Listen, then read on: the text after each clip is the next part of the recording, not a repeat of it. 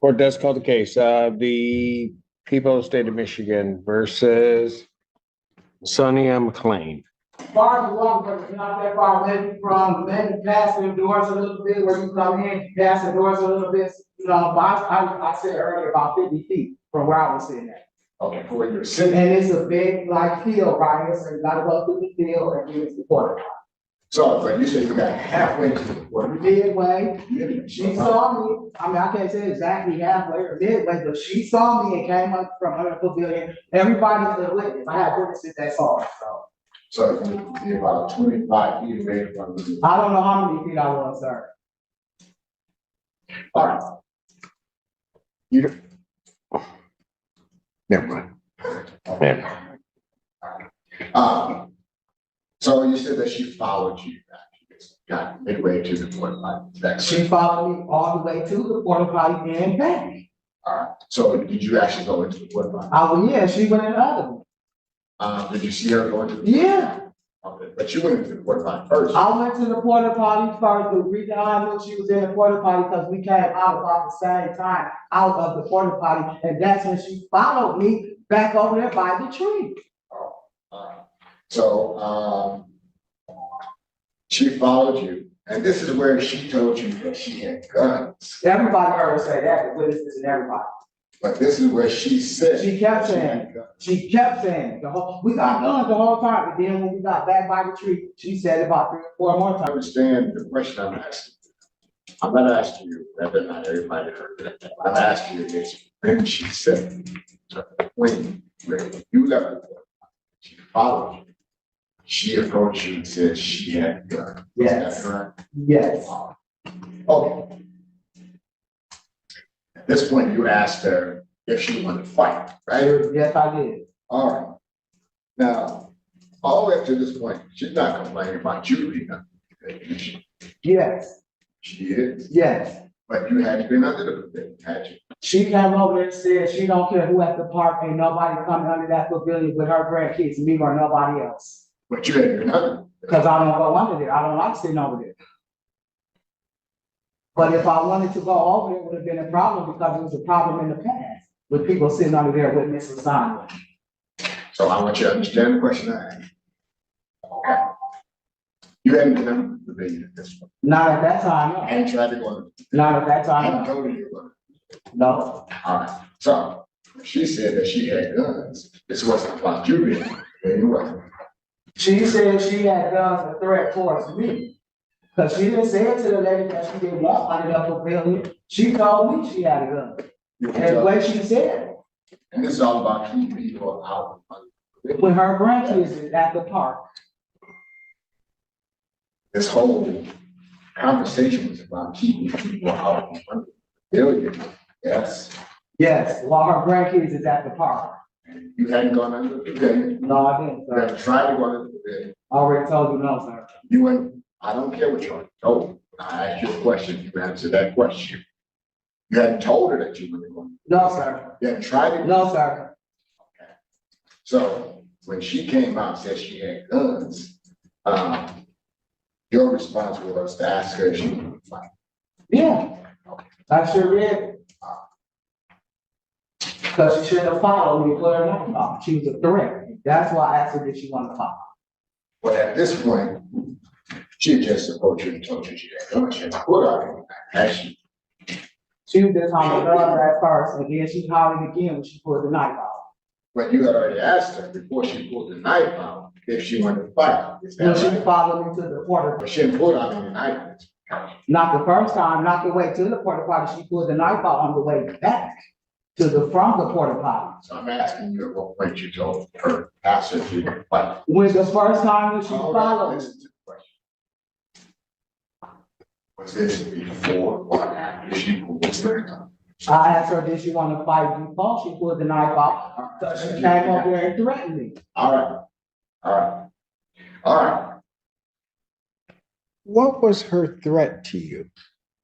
Her threat was, the threat, Judge Simpson, is that she's talking about the white lady could get her ass kicked while she's following me to the porta potty, and I could get my butt kicked too. So that's what. Well, when did that happen? Because you didn't say that before. That's why I asked her, did she want to fight? I wasn't trying to go into that, I was just trying to answer the basic questions, Your Honor. But. Well, but you're adding stuff.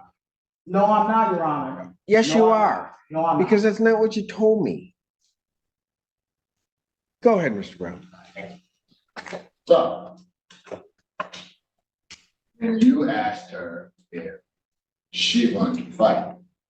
Her response was, me and my daughter want to beat your ass. Yes, sir. And then what did she do after that? Walked back over there and gave the daughter, while we was coming back, her and her daughter met up and tried to jump me. We told the police that. Didn't you tell her that? Didn't you tell us just now that after she said, me and my daughter want to beat your ass, that she then pulled out?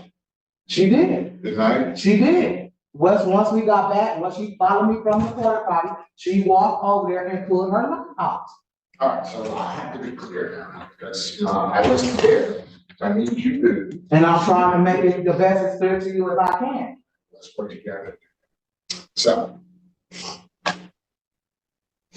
She comes out the court. Follow you, right? Back to where I was sitting at. All the way back to where you sit. Yes. So did you sit down? No, I didn't. Okay, so before you sat down, she says to you, she and all her friends have guns, right? Yes, sir. She was hollering, we got guns, we got guns. Everybody over there. And that's where you were sitting in that area. Said, you asked her if she wanted to fight. I told her to put her gun down and we could fight. If you got it.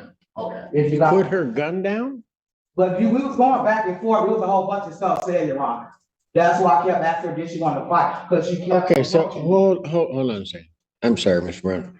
You said that you told her to put her gun down and then that's when It was you all asked. being sarcastic, like if you really got a gun, then put it down in the fight. Since you keep approaching me, I was really being sarcastic when I said that to her. Oh, okay, go ahead, Mr. Brown. It was a lot of words said between me and her during the argument. So we both were saying things. But she kept hollering, we got guns, we got guns. All right. So let me ask you, did you see her with a gun? I seen her with a knife. Did you pop her with a gun? Now, I see her with no gun, but I did see a knife. Never saw a gun. Never saw a gun, but I seen a knife. Did she ever reach like she had? She reached for the knife. Did she ever reach like she had? Yeah, she went back here, like, we got guns, we got guns. Oh, so she reached like she had one. And then came out with the knife. She had one tough way back there. They came out with the knife, yes, sir. But she reached back there, thought maybe she reached for her. I don't know what she was reaching for, sir. Well, she talked about having guns. But I know what she was reaching for, She sir. talked about having guns. I didn't know what she was reaching for. So you have to listen to the question that I asked and then answer that question. You don't need to say what you want to say. You want to answer the question. So when she said, we got guns, and then she reached back like this, thought she was reaching for guns. I didn't know what she was reaching for, sir. What did you think she? I don't know. You don't know what you I know thought. what I thought, but So tell me what you thought she was reaching the gun, like she said, that's what I thought. for. Awesome. So, she didn't pull out a gun, she pulled out a knife. So she pulled out from the back here, right? Somewhere along here, All right. Now, did you say earlier that she didn't pull out a knife? she pulled the knife out of her pocket, somewhere over here. That's what I said. But you said she reached back. When she was hollering, we got the gun, she did that, then she went here and pulled the knife out of her pocket. That's what I said. Okay. So she reached back, said she had guns, but instead of reaching, put some out. She bent into her pocket And got the knife, and got a knife. Okay, and clicked it out. so she reached in and she pulled the knife out. Yes, she did. Did she show you what she had? Yes, she did. She pulled the knife out and noticed at me like she was about to stab me. Now, was this a flicking action or did she open it? No, she flipped it like flick, you know how you flick it open? And then came at me with it. Yeah. And the witnesses that can attest to that too, because they see the whole thing. And so you described this as a black, right? The blade was black. A black blade. Yeah, it was black. The blade was black. And the Show me, hand had all. once again, show me, show the court, of course. The blade's about that long, not the handle, just the blade. Just the blade. Just the blade part that she whipped out. It was a kind of a big knife, sir. All right. Big pocket knife. Big pocket. And you said she was close to you. real close. And you could reach out and touch her. Well, she could have reached out and stabbed me, yes, sir. Yes, sir. So with this matter in her. I'm good, go ahead. Lunge. Yes, she did. Okay, so how did she, where was her knife? In her hand, and she like this. Oh, okay, so lunged and went like this. Yep, and I stepped back. Oh, where is it? Yes, I was. I was able to step back, and that's when the other girl, Cherie, came from around.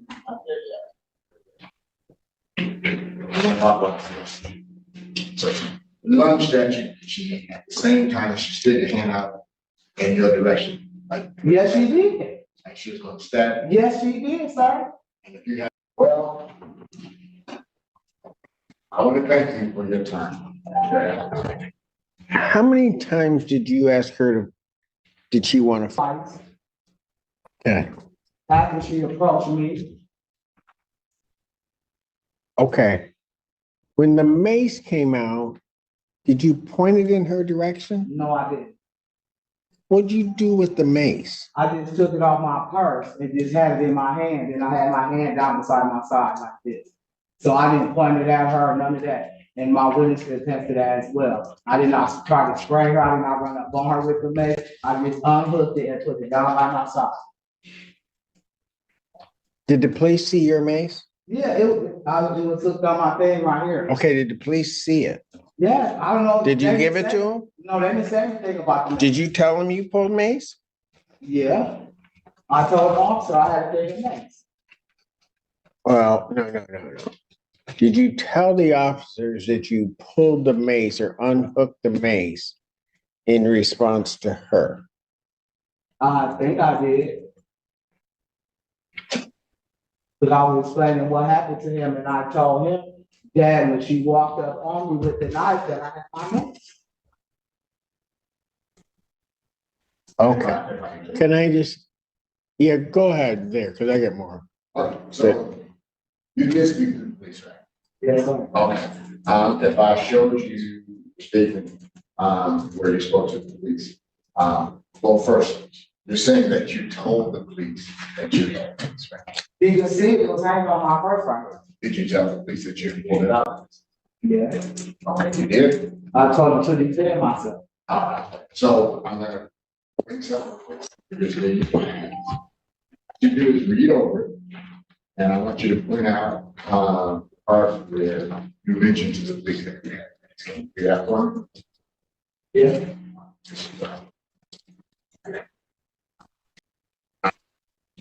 I see it. Well, thank you, I don't have. it. I got a couple more. Did you 3 or 5 o'clock, whichever time you get down there, did you have anything to drink? The time that you got to the park and the interaction that you had with the defendant, had you had anything to drink? No, I didn't, no. At all? I don't think I started drinking right away, Ron. When I got. Well, no. I'm not asking you what you think.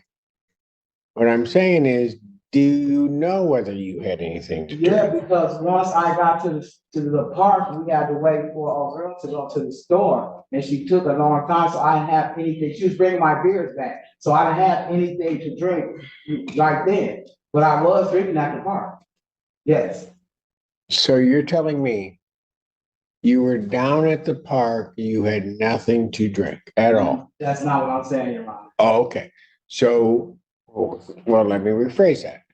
That you were down at the park and prior to this entire altercation or whatever happened, you're telling me you had nothing to drink? No, sir. No, that's not what you're telling me, or no, you had nothing to drink? No, I had nothing to drink. Did you have anything to smoke? I smoked some weed. Okay, let's go there.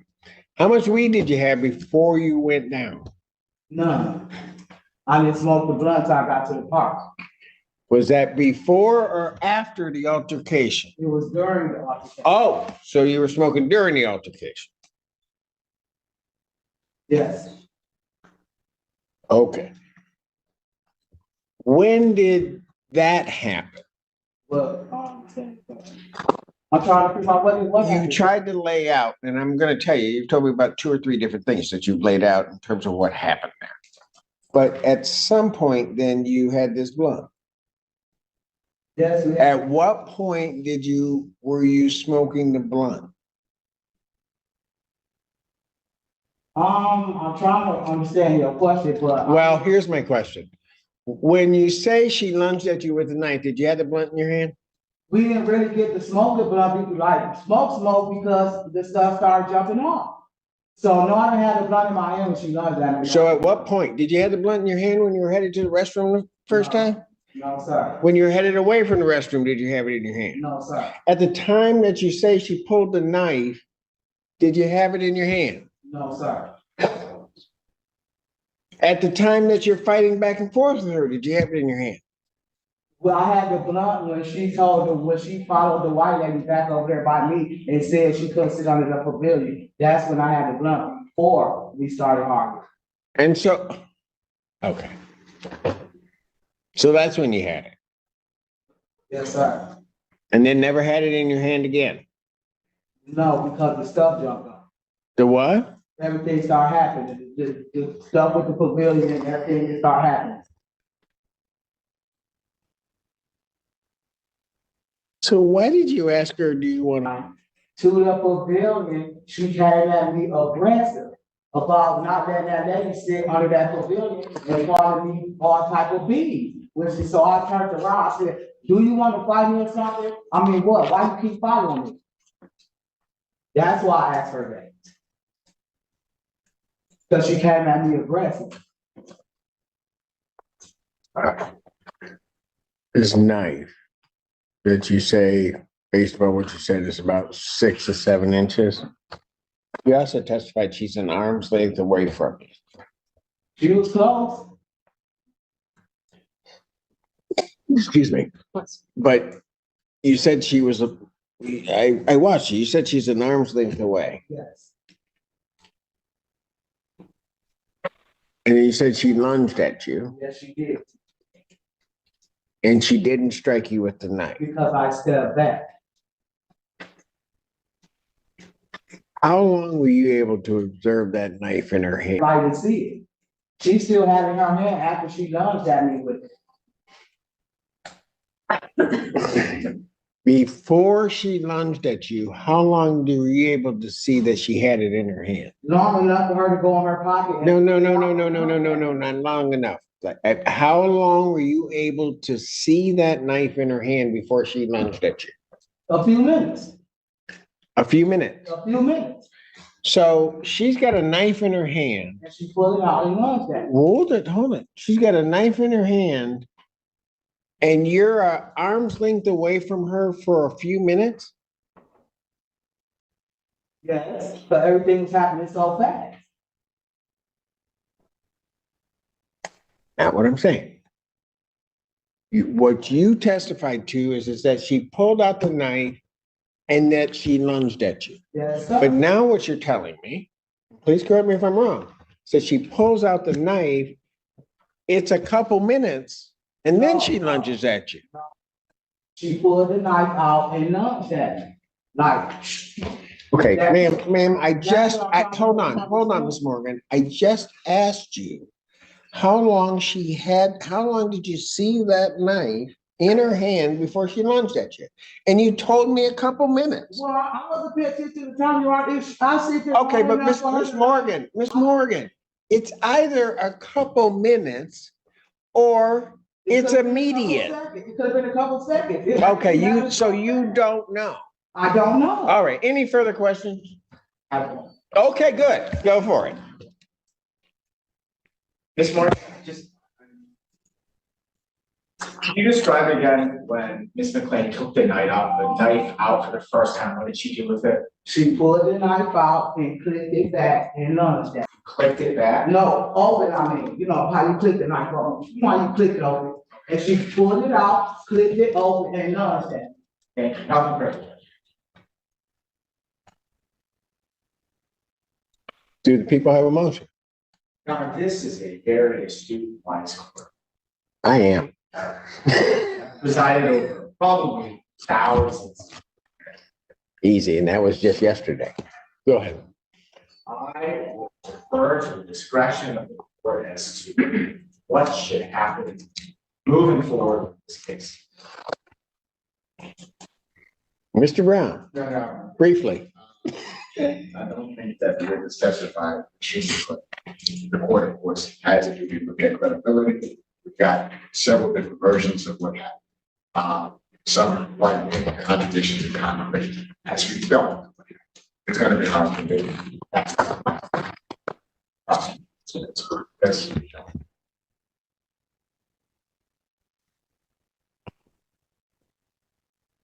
In this case, listen very closely to the testimony of Ms. Morgan and what was being told to me, and why I was asking some of the follow-up questions is that the court believes, I mean, I heard different versions of what happened. I am also concerned because the crux of the felony charges is about the defendant purporting to have a knife, and certainly Ms. Morgan's response was the mace. The mace is not at all discussed in the police report. And Ms. Morgan is a bit unclear as to what she says she did with the mace, but that's not really the important issue. Their issue is was there a knife?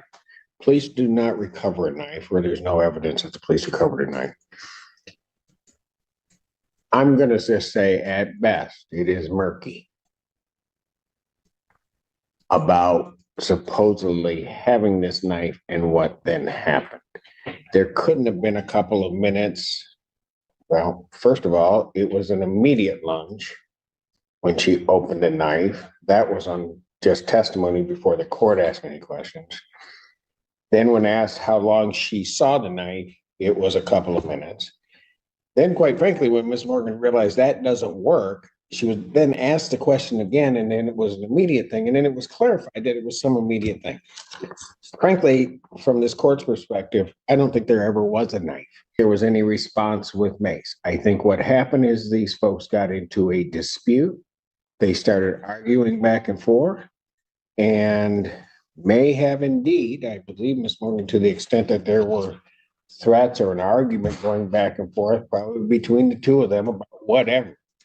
So the court is going to decline to bind the defendant over finding no probable cause on count one. I will send the case down on the misdemeanor of assault and or assault and battery.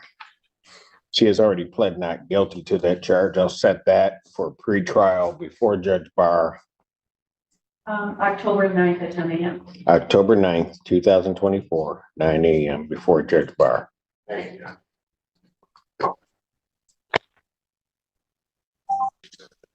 No, the bond violations, I'm going to send that along with it to Judge Barr to address. Thank you. Huh? Okay, now, because we had this issue before.